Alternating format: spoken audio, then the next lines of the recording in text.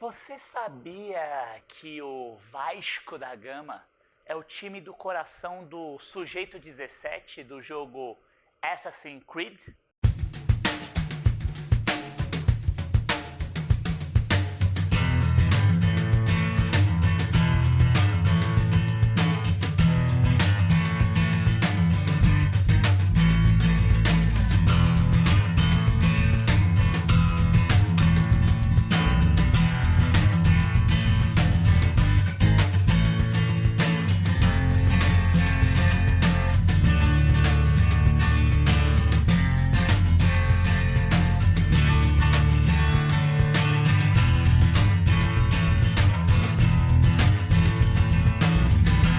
Oi, eu sou o Glauco Diógenes e esse é o Quarta-feira. Aqui eu falo sobre design, esporte, comunicação e tecnologia que move esse mundo louco que a gente vive hoje em dia. Se você está vendo esse vídeo agora, não é assinante do canal, chegou aqui por acaso, eu vou te pedir uma coisa, por favor. Assina de cara as notificações, não esquece de dar seu joinha e também compartilhar com seus amigos. Deixa seu comentário ou até uma sugestão depois que você assistir esse vídeo. Por que eu estou te pedindo isso? Porque se você não fizer isso, o YouTube não entrega para você o conteúdo que eu estou produzindo. O algoritmo está muito chato, está muito competitivo e você conseguir colocar o vídeo em destaque dentro da plataforma está cada vez mais suado.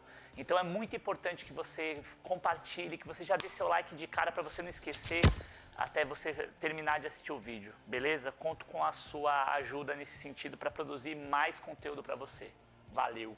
Bom, para começo de conversa, esse vídeo aqui é para você, Lucas Marcelo, que pediu, tá aqui a foto dele, profundo conhecedor das histórias e dos símbolos por trás das origens do Vasco da Gama. Você sabia, por exemplo, que a chamada Cruz de Malta não é a Cruz de Malta? Ela tem outro nome, ela chama Cruz Pátria. Vou explicar isso aqui para você também. Outra coisa, essa camisa que eu estou usando aqui é o terceiro uniforme do Vasco e é ele que eu vou analisar hoje e é um envio, um presente da Umbro Brasil, que apostou no nosso trabalho. Obrigado de novo para a Umbro Brasil por ter enviado e eu vou sortear essa camisa aqui. Para você saber como você faz para ganhar, você tem que assistir o vídeo inteiro ou ir lá direto no final e lá eu explico como você faz para ganhar essa belezinha. Tomei banho, viu, gente? Tá cheirosa. Fiquem tranquilos. Bom, pra gente começar, é importante dizer que está aberta a temporada de criação e venda dos terceiros uniformes dentro do futebol brasileiro. Fora essa camisa aqui do Vasco, tem um lançamento do Grêmio, um lançamento do São Paulo, um lançamento do Corinthians e mais recentemente, se você está assistindo esse vídeo por volta do dia 25 de outubro de 2017, o Fluminense acabou de lançar o seu terceiro uniforme também, que está aqui, e depois a gente vai falar sobre isso com mais calma. Mas o do Grêmio já está aqui, se você quiser assistir depois desse vídeo, recomendo, eu acho que você vai gostar também. Cara, velho, essa parada de uniforme, de terceiro uniforme no Brasil é doideira total, né? Os clubes ficam, tipo, num gap gigante durante, tipo, 1000 anos, sem fazer porra nenhuma. Aí, do nada, começa, tipo, uma caça. Porra, caralho, precisamos fazer e tal. Aí vem todo mundo numa enxurrada e nem sempre você tem muito critério pra fazer isso daí. Óbvio, esse não é o caso desse uniforme e a gente vai explicar o porquê. Se liga só. Bom, o que me agrada fundamentalmente nesse uniforme que eu tô usando, mas que eu também vou disponibilizar aqui para graficamente a gente poder explicar melhor o design e o conceito por trás desse produto. Primeira coisa é que a Umbro tem trabalhado dentro do conceito de terceiros uniformes no Brasil com um parâmetro bastante seguro, vamos dizer assim, até por ser uma estrutura do brand da marca, de só usar as cores tradicionais dos clubes para criar os terceiros uniformes. Por quê? Porque tem uma característica cultural bastante interessante no torcedor brasileiro que não é muito aberto e nem muito afeito às mudanças e às novas propostas e tendências de design. E a Umbro por si só, como eu falei, é uma marca que ela é já mais tradicionalista, ela já tem uma pegada mais da alfaiataria inglesa, que é a sua origem, essa coisa do bespoke, que eu já falei várias vezes aqui, o produto sob medida, nas proporções mais exatas, com um design mais clean. Então, é raro você ver uma disrupção proposta pela Umbro nesse sentido, e dentro do contexto e da cultura do futebol brasileiro, isso daí é muito bem aceito. Essa camisa do Vasco, obviamente, é um uniforme que tem predominância do preto, mas ela tem todo um cuidado e alguns detalhes que dão uma enriquecida nesse processo. Vou destrinchar cada um deles por aqui agora. O grande destaque dessa camisa, talvez vocês percebam aqui, ó, tá vendo aqui, ó, é o seguinte, todo mundo sabe que o Vasco, inclusive tem até uma expressão, né, quando você vai receber alguma coisa de graça na faixa, é no Vasco, é por causa dessa faixa aqui que você tem aqui cortando o peito de maneira diagonal com a cruz pátria impressa. Depois eu vou explicar o porquê de novo cruz pátria. Mas essa padronagem feita com as cruzes pátrias é muito bacana, porque você faz o quê? Uma reinterpretação, uma releitura de um dos símbolos identitários do uniforme, que é a faixa, e aí você cria uma padronagem. Outro detalhe interessante dessa padronagem é o resultado do tecido, da maneira como foi feita o relevo, é chamado de relevo francês, ou como a gente conhece mais popularmente como baixo relevo. Consiste no quê? Você pensa a superfície do tecido e aí você tem um processo de queima. Essas cruzes todas, elas são fundidas por termofusão e o tecido ele é meio que queimado, gerando uma profundidade, né? Uma diferença entre as camadas. Então não tem nada de brilhante aqui nesse tecido, como eu mostrei para vocês e como está aqui. Essa percepção se dá pela tonalidade que a queima do tecido adquire à medida que você faz essa aplicação. Então ela funciona como uma marca d'água, fica bastante sutil, bastante chique e ajuda a não empobrecer o uniforme, ser uma camisa só lisa preta, né? De longe, obviamente, de dentro do estádio ou mesmo pela televisão, você não vai ter essa percepção, mas mais próximo, uma distância de 1 metro, 1,5 metro, você consegue perceber que tem esse detalhe e esse é um elemento muito comum, muito usado em design para você conseguir preencher. Você tem uma função aqui decorativa, ornamental, mas nesse caso também conceitual ao trabalhar a faixa transversal utilizando essas cruzes que são um elemento importante da identidade vascaína, né? Assim como a faixa. Outro elemento importante para dar identidade e também contraste e ao mesmo tempo você trabalhar dentro da mesma estrutura de cor, do mesmo tom de cores, é o uso do cinza, desse cinza mais grafitado, mais chumbo, com variações, porque ele consegue destacar a gola em relação à estrutura da camisa. Essa gola também é bastante interessante porque é uma gola mista, né? Ela começa com o que seria o desenho de uma gola polo, depois ela vai ficando mais reta aqui e termina com uma base reta, né?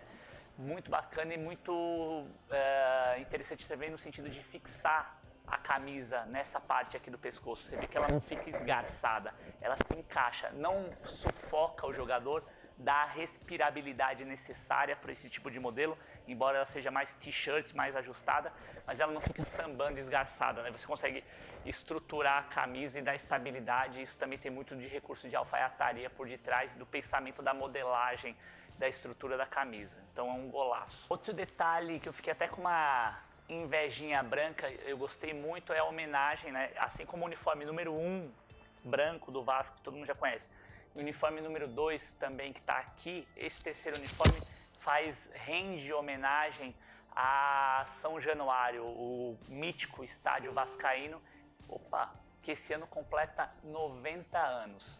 Tem um detalhe aqui que eu vou mostrar para vocês, eu vou até levantar para mostrar. Tá aqui, ó. Ó que foda. Se o foco ajudar, ó aqui, ó.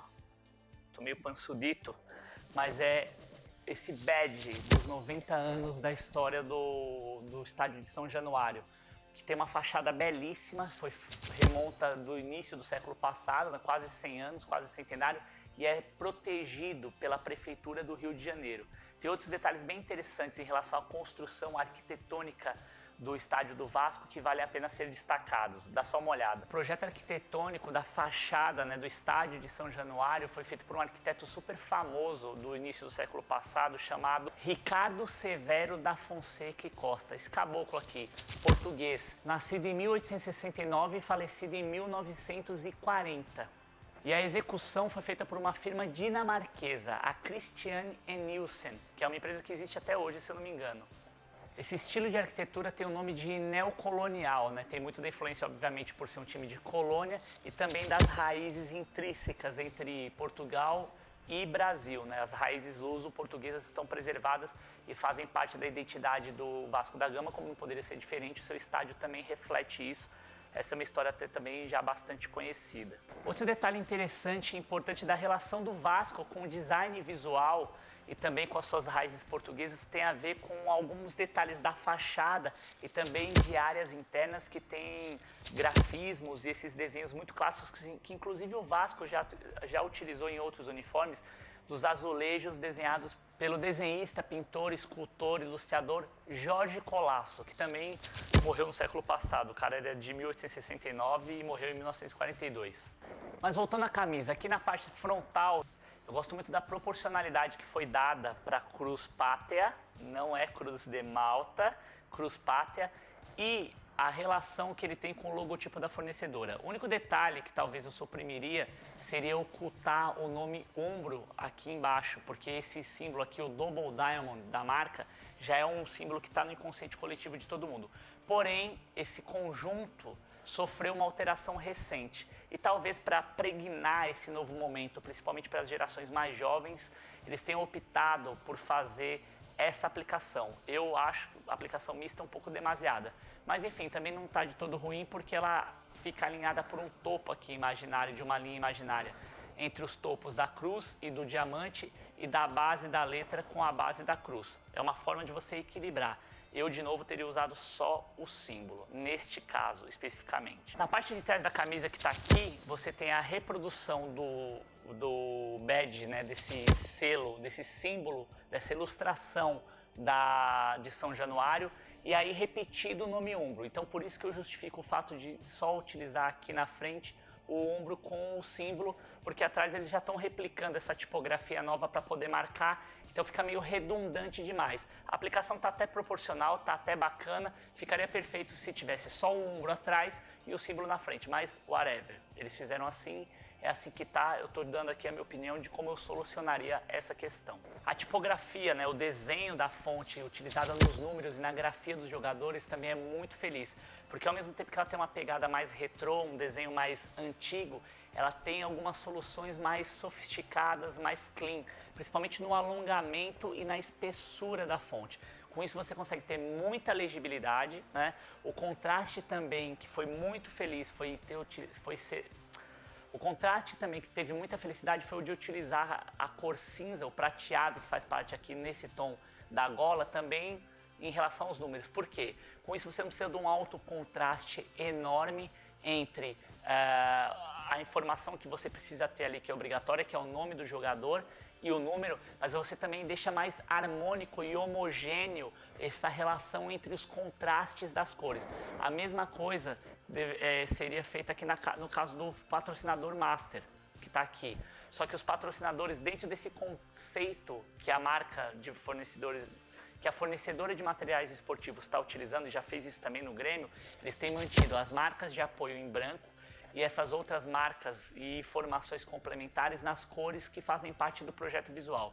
Então é bem interessante para dar contraste e para você conseguir organizar e hierarquizar todas essas informações que estão distribuídas ao longo da camisa. Agora, a polêmica. A Cruz do Vasco não é a Cruz de Malta. Na verdade, o nome que essa cruz recebe é Cruz Pátria. Agora, você sabe por quê? A Cruz de Malta, que está aqui, também conhecida como Cruz de Amalfi, ou ainda Cruz de São João, guarda bem, Cruz de São João, tem esse nome porque ela é o símbolo da Ordem dos Cavaleiros Hospitalários, ou, como eles também eram conhecidos, da Ordem de Malta, que era uma divisão militar cristã. Daí o nome Cruz de Malta. Essa é a explicação para o nome Cruz de Malta e ela tem esse símbolo aqui, bem diferente desse daqui. E ela é baseada no símbolo das cruzadas. E a maneira como ela é composta é feita a partir de 8 setas concêntricas que se encontram. E essas pontas aqui formam 4 braços simétricos, né, que estão opostos, diametralmente opostos entre si na mesma direção. Então eles estão partindo do centro e se juntam nas suas bases. E o significado dessa cruz advém exatamente das pontas. Cada uma das pontas tem um significado, que são os 8 deveres do cavaleiro, Então, até o número é proposital porque o 8 é o número do quê? Do infinito. Ou seja, o conceito é muito bem amarrado, o símbolo não existe por acaso, tem toda uma história por trás dele. Amor, arrependimento, fé, humildade, misericórdia, resistência, sinceridade e verdade. Esses são os 8 conceitos por detrás das pontas da cruz de Malta e são os segredos por trás do seu significado. Mas aí você vai me perguntar, mas Glauco, por que a cruz do Vasco é sempre chamada de cruz de Malta? E isso acontece com uma certa frequência. Algumas cruzes, como é o caso dessa cruz que é chamada de cruz pátria, ela é também confundida com a cruz de Malta. Então, muito provavelmente, algum membro da colônia ali que tivesse algum pseudo conhecimento mais aprofundado da história das cruzadas, da história das navegações, pegou e pensou essa cruz como um elemento, um símbolo da história do Vasco da Gama, só que na hora de pesquisar a origem do símbolo, cagou, ele errou. Inclusive no hino está errado. Aliás, vai aqui uma sugestão, até como uma estratégia de marketing. O Vasco da Gama poderia fazer uma remodelagem nessa cruz, deixar o desenho mais novo e também utilizar uma alteração no seu hino para o nome correto da cruz. Essa cruz aqui também é chamada da Cruz da Ordem de Cristo ou Cruz de Portugal. Algumas cruzes, por isso que dá esse rolo, algumas cruzes por vezes são confundidas com a Cruz de Malta. É o caso, por exemplo, da Cruz de Portugal, que é essa daqui. Ela tem 4 pontas e não forma uma letra V, como a Cruz de Malta realmente. Essa Cruz de Portugal também é chamada de Cruz da Ordem de Cristo. E ela tem os braços verticais e horizontais proporcionais, formando um quadrado. Pode ver aqui, ó. Ela é vermelha e também foi muito utilizada durante as cruzadas também. Então, assim, se você pensar um quadrado, um desenho de um quadrado, e encaixar a cruz, você vai ver que ela se funde perfeitamente dentro do que seria um quadrado imaginário. A cruz templária ou pátria, que é essa daqui que o Vasco da Gama utiliza, era a cruz utilizada pelos cavaleiros da Ordem dos Templários sobre uma veste branca. E o significado dessa cruz é fé e proteção. Os Templários também são membros de uma ordem militar religiosa da cavalaria medieval. Eles também eram monges que haviam feito um voto de pobreza e cujo espaço utilizado na cidade de Jerusalém teria sido parte do Templo de Salomão.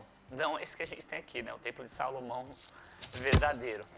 Essa ordem também é conhecida como, eles têm um outro nome, como os Pobres Cavaleiros de Cristo e do Templo de Salomão.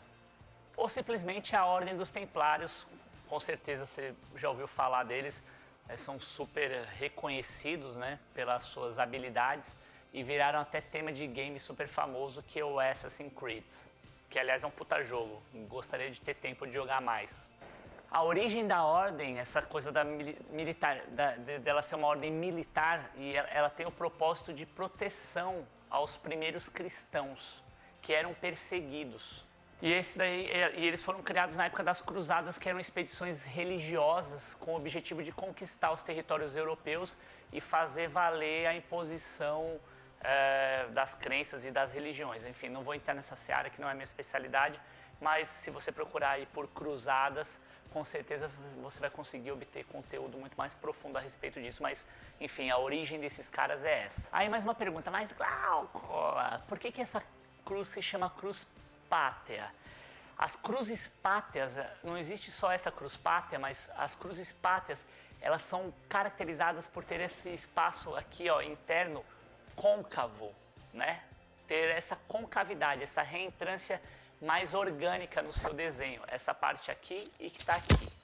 E elas vão se alargando a partir do centro, como se formasse uma patinha mesmo, uma estilização de uma pata, como você vê, por exemplo, nos desenhos egípcios, mesmo nos desenhos nas representações estilizadas de formas católicas mais antigas, você vai ver sempre que tiver um animal, uma representação de lado assim, esse desenho mais seco, como se fossem umas patas. Então são cruzes, na verdade, cruzes que têm patas. Daí o nome cruz pátria, né? Entendeu? Sacou? É quarta-feira também é cultura, amigo. É, vai vendo, bichão. E a Ordem de Cristo das Grandes Navegações foi criada em Portugal baseada na Ordem dos Templários. E é por isso que se cria tanta confusão entre uma cruz, entre um símbolo e outro, entre a projeção de uma ação e de outra ação.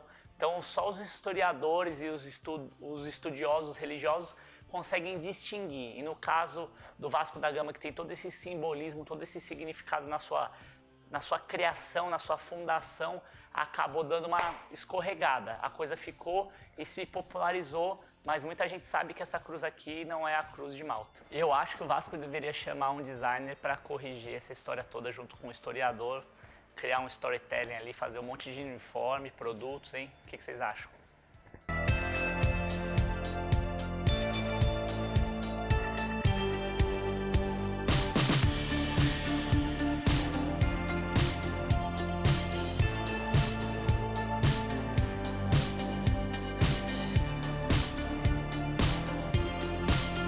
Bom, galera, espero que vocês tenham curtido o vídeo de hoje. Esse vídeo faz parte da segunda etapa da análise de camisas terceiro uniforme que a Umbro enviou pra gente. De novo, valeu, Umbro. Para você ganhar essa camisa é muito fácil. Você tem que se inscrever aqui no canal, assinar as notificações, tá? Dar um joinha. E aí você vai fazer o seguinte, vai no Instagram também, segue a gente no Instagram e no Facebook também. Se inscreveu nessas 3 redes, você vai mandar um screenshot para esse e-mail aqui, ó, gd@glaucodiogenes.com.br. Mas Glauco, por que não é quarta-feira? Galera, eu ainda estou montando o site da quarta-feira. Por enquanto esse é o meu e-mail oficial. Você pode mandar para cá, ou melhor, você manda para olá@glaucodiogenes.com.br. Manda um screenshot confirmando a sua inscrição e avisando que você está participando. Eu vou juntar todo mundo que está inscrito no canal, botar num programa de sorteio e o resultado sai no dia 15 de novembro de 2017. 15 de novembro de 2017. Ó, vou falar pra vocês que é mentira, a camisa tá até, ó, que o microfone vai zoar. Etiqueta, tá com os bags todos, vai vir uma baita de uma sacola arrumadinha, tudo embaladinho pelos correios. Tá cheiroso, tomei banho hoje, sábado, tô gravando esse vídeo. Então é isso, valeu, é nóis. Obrigado de novo, continue mandando sugestões, sugerindo novidades pro canal, que eu vou atender todo mundo na medida do possível, um pouquinho mais de paciência, sabe como é, né? Design e esporte de um jeito que ninguém soube contar pra você até hoje, só que não é quarta-feira. Valeu, rapá!